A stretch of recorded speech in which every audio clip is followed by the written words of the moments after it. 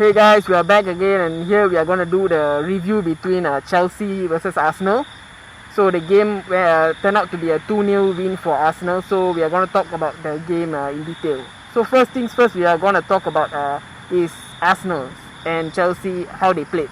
So in both of your opinion, did Arsenal played well with their pressing, or did Chelsea did not play well because of all their possession and no incisive or key passes in the final third? What do you think? I feel the game, right, it was won in the first half. Arsenal played very well in the first half, and then Chelsea they did not have any answer to it. They didn't have a plan B even in the first half itself. They couldn't handle the press from Arsenal, and so that two goals came from a very quick Arsenal movement. So it's I would say it's a tale of two halves where both teams Arsenal played well in the first half and Chelsea played relatively well in the second half.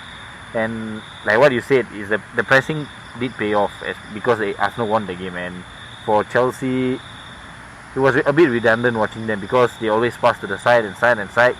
Then Hazard gets the ball and he tries to do something, but the whole team doesn't back him up. So this is what I think. How about you?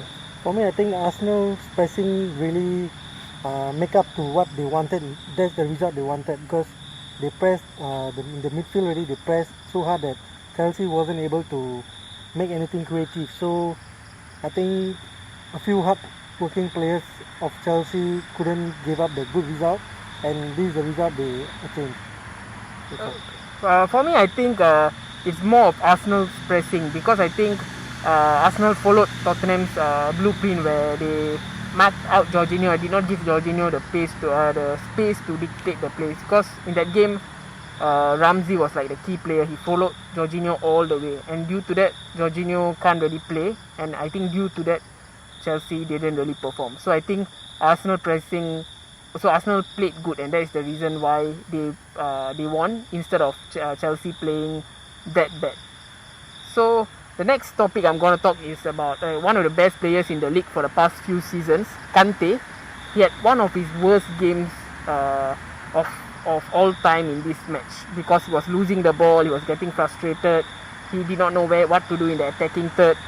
So since he had one of the worst games, do you all think Kante must evolve as a player to suit in the Sarri system, or should Sarri be more flexible and use him in the position that is best suited in? What do you think?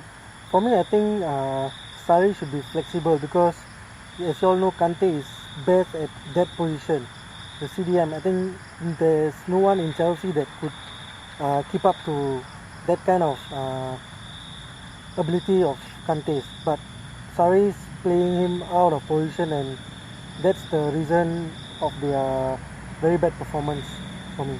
How about you? For me, I think it's a bit ridiculous, because Kante is the best defensive midfielder in the world. He won 2 back-to-back titles with 2 different teams and the Premier League. Then he goes on and he wins the World Cup. And where do you put him in a right centre mid role where he has to do a bit more attacking? But that's not what he does. Even for the teams he has played for, he didn't do attacking things. What I mean is, Jorginho is not the type of player. He's not a Kante kind of player. You can find another Jorginho. You can have a mix between Jorginho and a Kante and all that. A mix between a Kovacic and a Jorginho. Yeah, you can find all these hybrids, but you'll never find a pure N'Golo Kante. So why not just let him be the pivot, let him win the balls for you and play it up? We all know Kante is not the excellent attacking threat, but he's the best defensive midfielder you have in the Premier League. So I don't get it why Sarri is not. He doesn't understand that, or he's just stubborn. So like my question is, Jorginho passes a game maybe 300 to 400 times. In that 300 to 400 times, he had 0 passes into the box, 0 passes which were clear on goal. So you're telling me Kante can't do a job instead of Jorginho there? Like, Kante can be there winning the ball for you and playing that simple passes. So I mean, if it should be Sarri. It's not being flexible. Sarri should be less stubborn and play Kante away, put in his best position. That's all I can say. I agree as well, and I think one of the key thing is because the Sarriball and people were so excited and it turned out to be just possession football, like how Arsenal played without any incisive passing. And I think what Sarri should do is, if he is not putting him in the proper defensive midfielder position, I think he should make a controversial decision, or just sell him and buy a player that's best suited to play in that position, like Rabiot or what. Because him playing in the attacking midfielder role or more attacking role, I think doesn't suit Kante, and it's wasting his talent. So I think if Sarri wanna play this style, he should be more fair and just sell Kante, because he's not being flexible. But I think if he tries to be more flexible and uses Kante in certain matches in the defensive midfielder role, but other matches put Jorginho role, I think that's the best case scenario. But I think for Sarriball to work, I think the best thing for him to do is just sell Kante and buy a player who's best suited to play in that role. I know it will be a controversial move, but I think for Sarriball to work, I think that's the best way to go. No, I think you can still play with a Kante and a Jorginho, with Jorginho playing in the right centre mid role and Kante being the pivot. But right now it's a bit opposite right now, because Jorginho is more of an attacking, not in terms of an attacking like a threat, but he's more of the guy who keeps the ball moving and all that. But he's not good on the ball, like in terms of shielding the ball. He's not good, he's not fast and all that.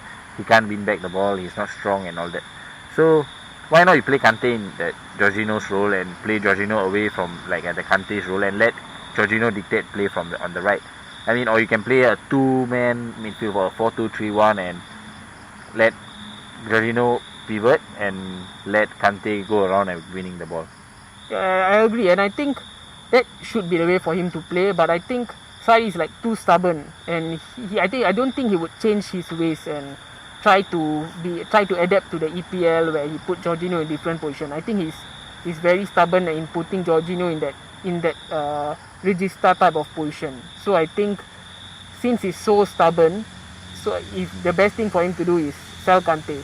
Yeah, I mean, I would love that, because if they are going to sell Kante, then the whole teams like Manchester United, Liverpool, Arsenal, Manchester City, yeah, even Barcelona, Real Madrid, they will be going toe to toe with the other teams to get Kante, because he's the best in the position. So I would love Kante to be sold by Chelsea.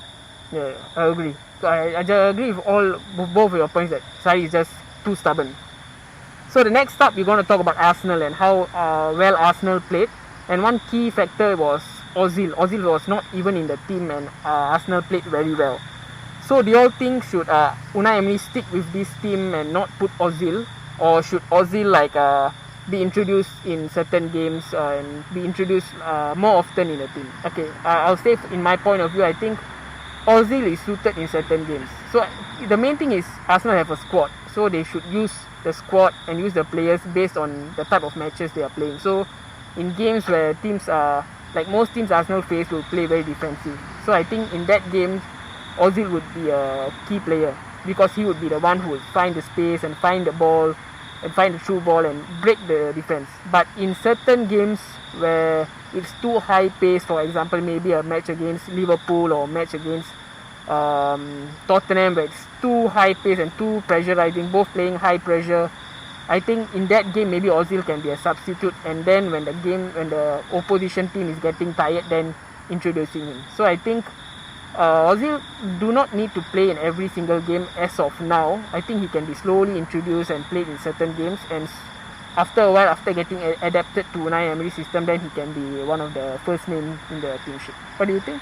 The thing, like I've mentioned this a couple of times, Ozil is the best creative player they have in the team.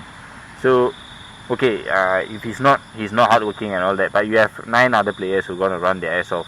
So, having one player who's able to create 5 to 6 chances a game is crucial for your team, especially with the likes of Lacazette or Aubameyang. They were begging for this kind of through balls, and with Ramsey leaving, who is gonna replace Ramsey in that position right now? So I think is yes, he shouldn't be starting every game, like you said, like a high paced game he's not suitable for that. But even if he's not starting, you should put him in the bench, because he's the kind of player who can come on and make a difference. He can play a one pass in a maybe a 20 seconds or 30 seconds of gameplay, you can play a pass, you can put Aubameyang, Lacazette, you will be through on goal.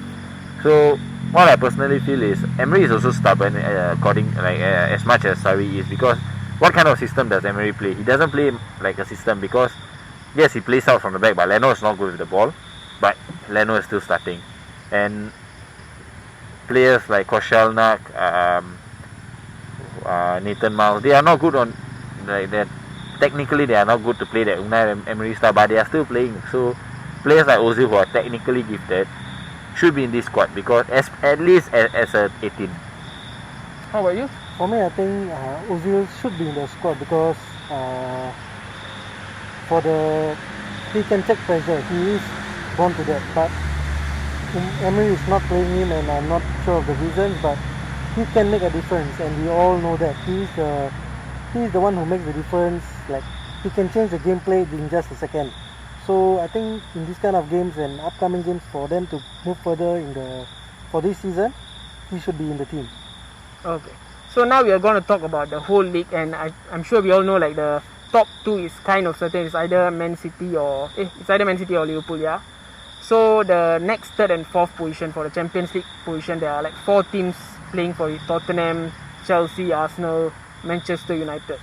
So do you all think Chelsea and Arsenal will be in the top 4, or either one of them or both of them will be in the top 4, or neither of them will be in the top 4? What do you think?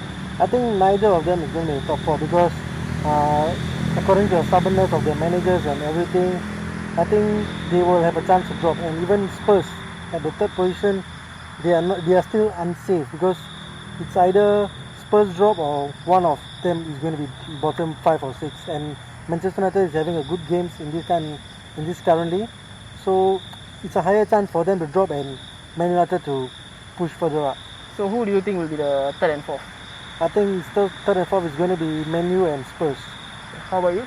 I feel for this thing, right, Chelsea is going to be dropped out of the top 4 because they are not adapted to Sarri's style of play. He do not have the players who can play that kind of the system, especially in this Premier League where Jorginho is slow and lethargic, and he's so stubborn to keep playing him in. And Arsenal, if they can put in a 5 to 6 good run of form, they might be there. But the thing, I think the 2 teams who's going to go in will be Arsenal and Manchester United in the top 4, and Spurs going to be dropped out because their injury crisis is too much. Like their Harry Kane is out, Dele Alli is out, Son is out in the Asian Cup, and Lucas Moura is out. And who do they have? They have no one else who can do a job in the middle, or even as a striker. Llorente, he's not Harry Kane. They relied on Harry Kane too much. So Spurs, there's a high chance if they lose 2 more games, then things going to be very difficult for them to come up, especially for other teams piling up pressure on them. I agree with you. I think for the same reasons as well. I think Tottenham will be not in the top 4 because of the squad, and Chelsea because of Sarri's stubbornness, and I think Arsenal and Manchester United will be in the top 4. So that's the end of the video. So please like, share and subscribe, and please give us all your feedback regarding how we did the video and all about the soccer topics as well. So signing off, this is Jack Sparrow, Harry Potter and Peter Parker. Bye.